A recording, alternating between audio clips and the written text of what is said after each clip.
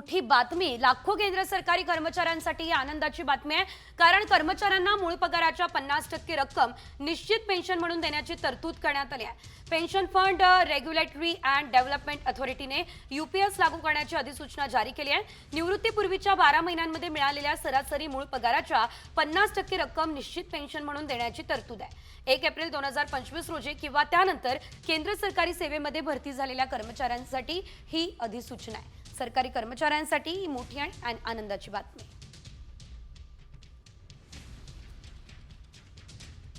मोठी बातमी लाखो केंद्र सरकारी कर्मचाऱ्यांसाठी आनंदाची बातमी आहे।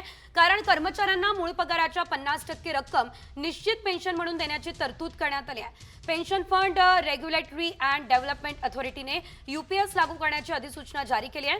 निवृत्तीपूर्वीच्या 12 महिन्यांमध्ये मिळालेल्या सरासरी मूळ पगाराच्या 50% रक्कम निश्चित पेन्शन म्हणून देण्याची तरतूद आहे। 1 एप्रिल 2025 रोजी किंवा त्यानंतर केंद्र सरकारी सेवेमध्ये भरती झालेल्या कर्मचाऱ्यांसाठी ही अधिसूचना आहे। सरकारी कर्मचाऱ्यांसाठी ही मोठी आणि आनंदाची बातमी।